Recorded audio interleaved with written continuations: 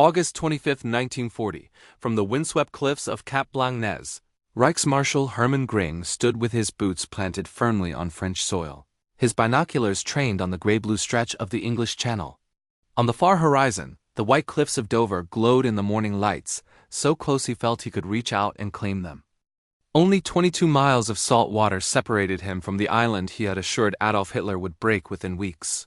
His entourage lingered several paces behind, stiff-backed, silent, painfully aware that their commander's confidence was a performance balanced on the edge of something far less certain. Göring's ornate medals caught the light as he turned, tapping his swagger stick against his thigh with a rhythm that betrayed nerves he would never admit to. "Gentlemen," he announced, voice swelling with theatrical certainty, "the Luftwaffe will wipe the Royal Air Force from the sky in 4 days. Fighter Command will cease to exist within 4 weeks. When the invasion barges cross the Channel, they will meet no resistance." Heads nodded, some out of loyalty, others out of survival instinct. Not one officer dared mention the intelligence packets locked away at headquarters, the ones warning that British fighter strength remained stubbornly intact, the ones noting that after 6 weeks of constant fighting the RAF showed no sign of buckling. But Göring had spoken. Göring commanded the Luftwaffe. Göring held Hitler's ear. The matter, at least officially, was settled. 3 weeks later it was anything but. In a commandeered French chateau in the Pas-de-Calais, Major Adolphe Galland, just 28, already a rising star of the fighter arm, sat hunched over a table, his Luftwaffe tunic still damp with sweat from the afternoon's combat over Kent. His hands, normally steady as a surgeon's even under 5 Gs of pressure, trembled slightly as he lit a cigarette. Across from him, Major Werner Mulders, commander of Jagdgeschwader 51, studied a map of southern England with the expression of a man trying to solve a riddle in a language no one had taught him. "We're bleeding pilots faster than replacements can reach us," Galland said, exhaling smoke. "And not just rookies. Our best men." Hauptmann Horst Hornberger shot down over the Thames yesterday. 6 kills to his name. Today, Oberleutnant Franz von Wera disappeared near Maidstone. He tapped ash into a metal tray. "They keep telling us the RAF is finished, that we've destroyed more fighters than Britain ever had. But every time we cross the Channel, there they are. More Spitfires, more Hurricanes. Always more." Mulders traced the route of their morning sortie, the long, punishing climb to 20,000 feet, the furious dogfighting above the target, the desperate race back toward France with fuel gauges hovering near empty. "Göring doesn't want reports," he said quietly. "He wants confirmation. Confirmation that the British are beaten. That what he declared must be true simply because he declared it." The telephone rang. Both men stared at it like a grenade. Galland answered. The conversation lasted 30 seconds. With each passing moment his jaw tightened, his eyes darkened. He set the receiver down gently, an action far more alarming than slamming it. "Kesselring's headquarters," he said. "We're summoned to Carenhall. Göring wishes to discuss our supposed lack of aggressive spirit." Carenhall, Göring's palatial hunting estate, was the last place a fighter commander wanted to be summoned during the failing air campaign. The meeting took place on September 19th, 4 days after what the British would celebrate as Battle of Britain Day. Göring sat beneath a massive portrait of himself dressed as a medieval hunter. His powder blue uniform dazzled with medals that caught the afternoon sun pouring through tall windows. Before him, arranged like schoolboys awaiting punishment, stood the men who had actually fought the battle he directed from a distance.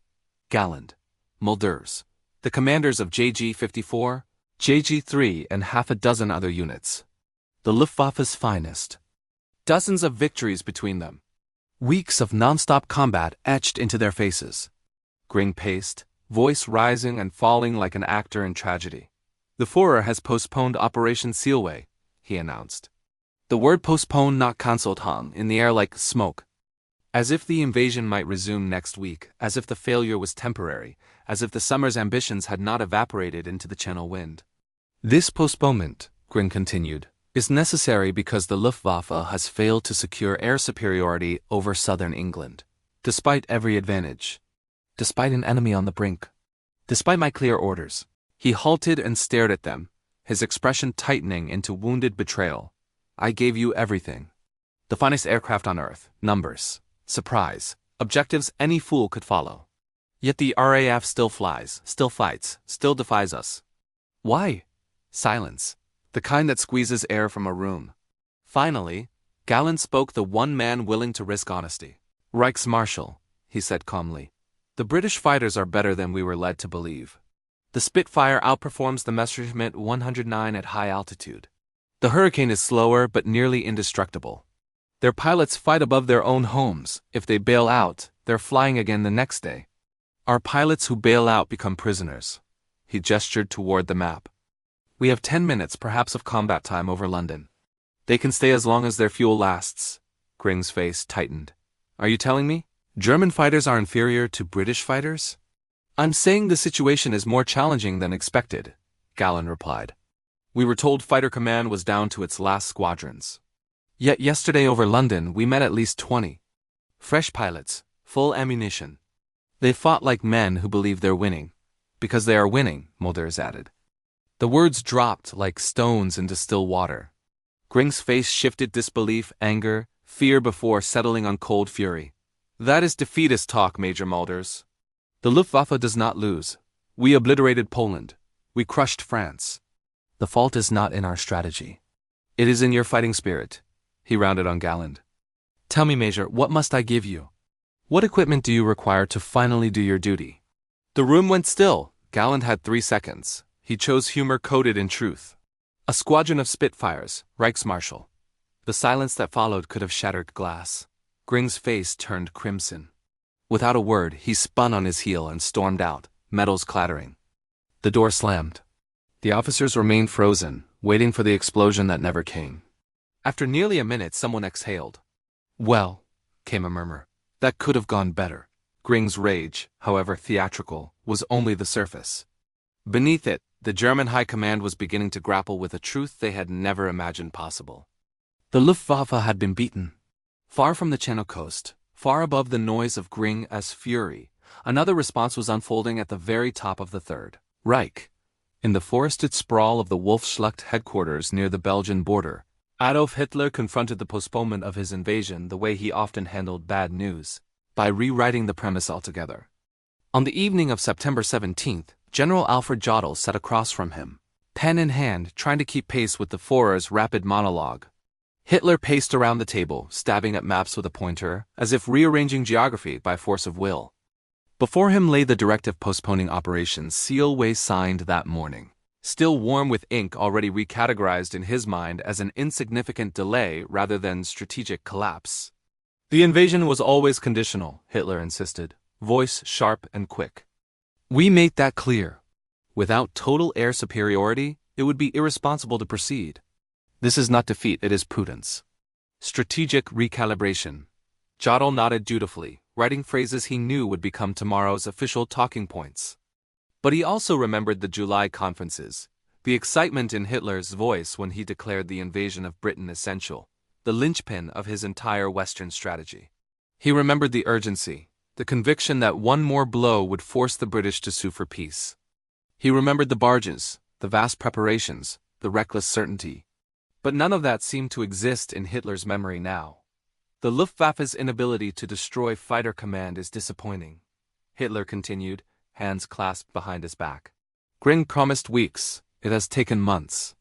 And the British have shown themselves more stubborn than expected. He frowned as if British refusal to collapse was a personal insult. But it is not decisive.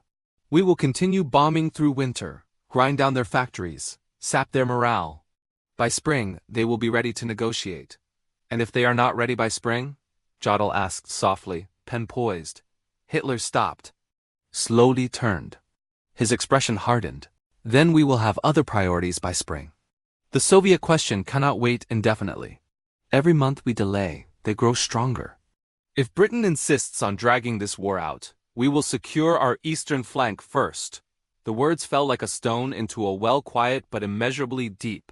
A pivot, a reordering of the war's entire direction. Jodl felt a chill. Shall I begin preliminary planning for operations in the east? He asked, already knowing the answer. Preliminary planning began in July, Hitler said, almost smiling. Continue it. Expand it. I want a complete operational plan on my desk by December. The Soviet Union will be dealt with in 1941. Once our rear is secure, Britain will follow. The invasion of Britain wasn't postponed. It was being abandoned, though no one would say so aloud. Meanwhile, in northern France at Luftwaffe 2 headquarters near Brussels, Field Marshal Albert Kesselring sat with his intelligence chief, Oberst Joseph Schmid, examining casualty sheets from September 15th, the day the British would later call the turning point. The reports were devastating. "We lost 56 aircraft," Kesselring said, running a finger down neat columns.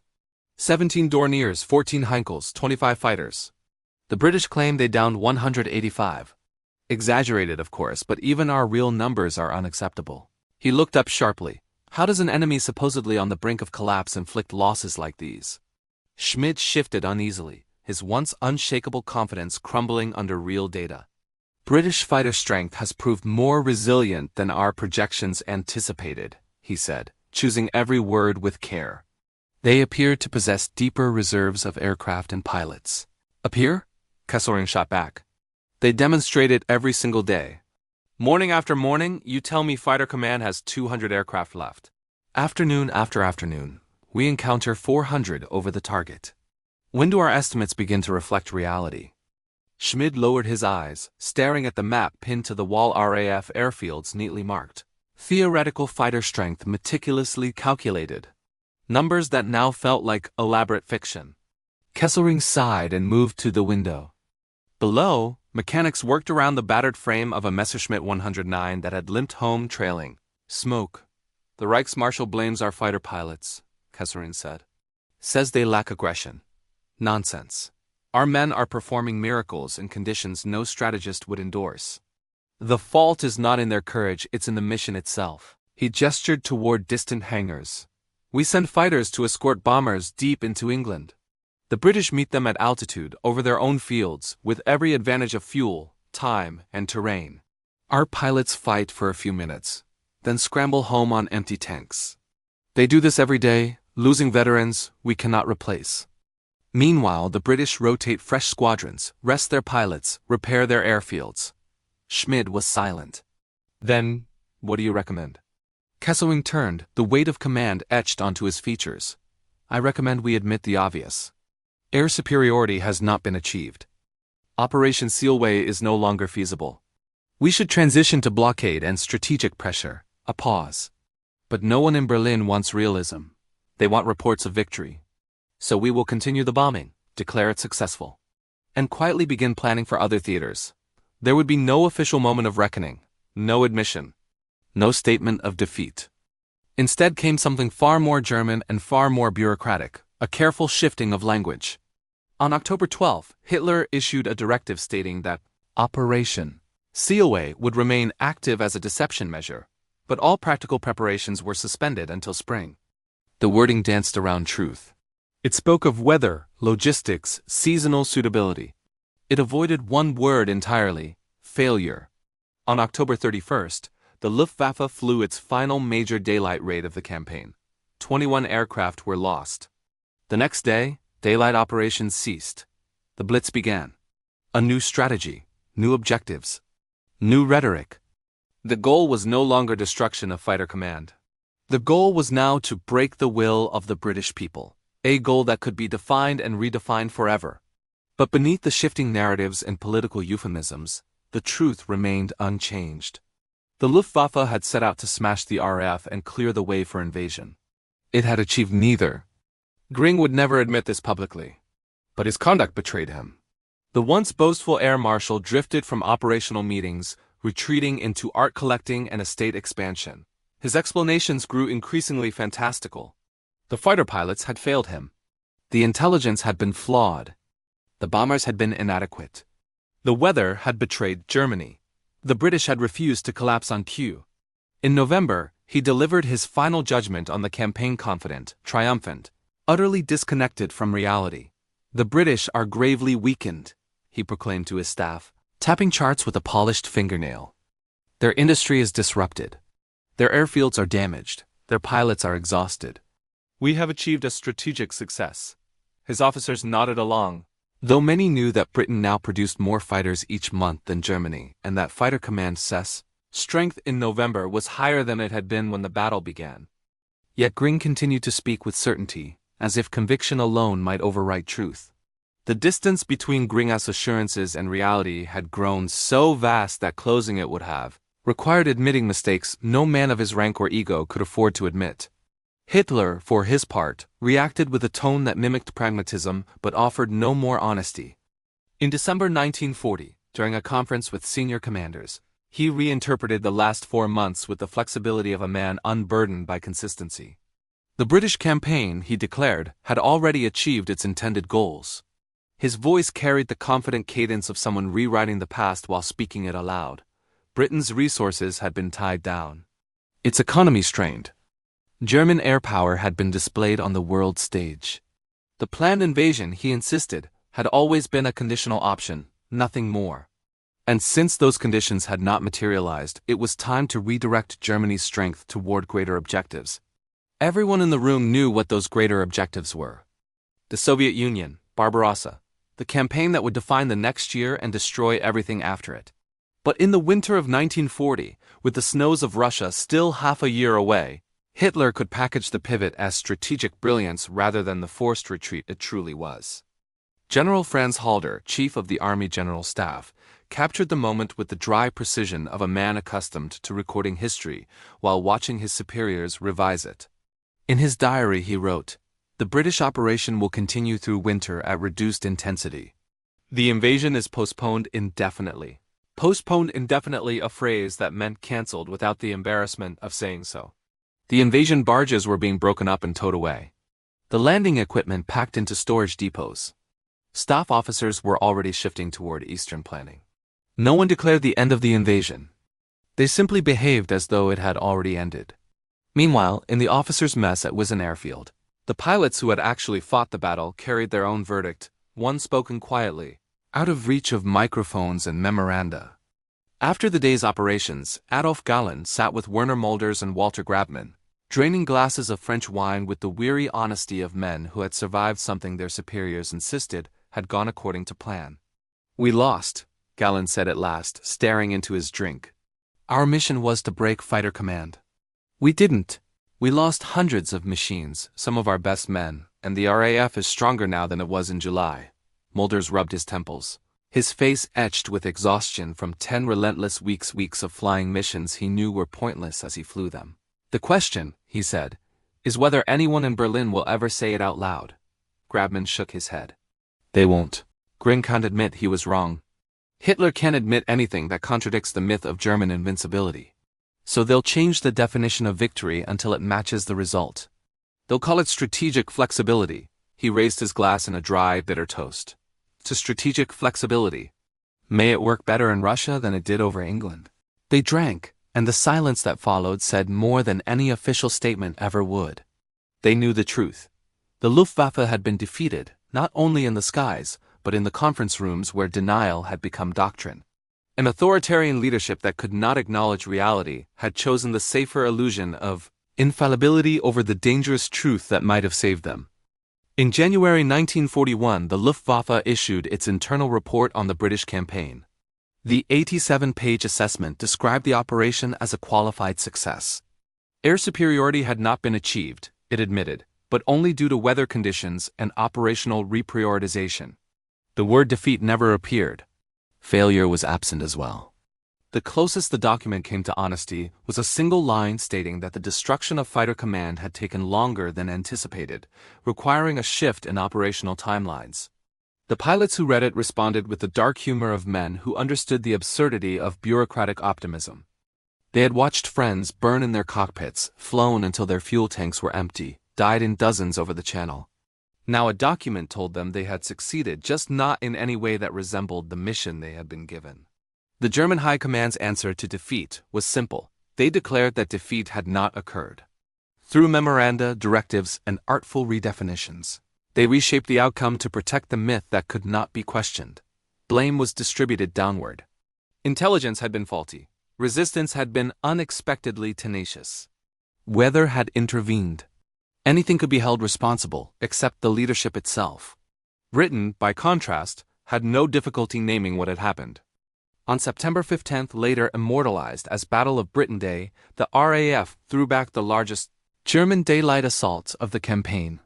The Luftwaffe turned for home with losses it could not replace. And the invasion barges stayed moored, untouched, in their French harbors. Churchill, with a few unforgettable lines to Parliament, captured what the pilots had done. Never in the field of human conflict was so much owed by so many to so few. Those words entered history, commemorated, quoted, etched into stone. The German equivalent, the line that captured their leadership's reaction, never existed. It could not. To speak honestly would have been to unravel the myth on which their entire system rested. Instead, they left only evasion. Evasion filled with excuses, redefinitions, and the unspoken truth every pilot already knew. And in that evasion lay the seed of every disaster that followed. A leadership that could not admit defeat at Dover would not admit it before Moscow. A system that abandoned reality in October 1940 would abandon it again on the plains of Ukraine, in the rubble of Stalingrad, in the final bunker beneath Berlin. The pattern began over Britain and ended 4 years later in ash. By the autumn of 1940, as Luftwaffe raids dwindled and the Channel calmed, one question lingered. What did the German High Command say when they lost the Battle of Britain? The answer was the clearest possible indictment: nothing truthful. Nothing that acknowledged what every pilot, every commander, every observer already knew. They had lost. And they could not bring themselves to say the words.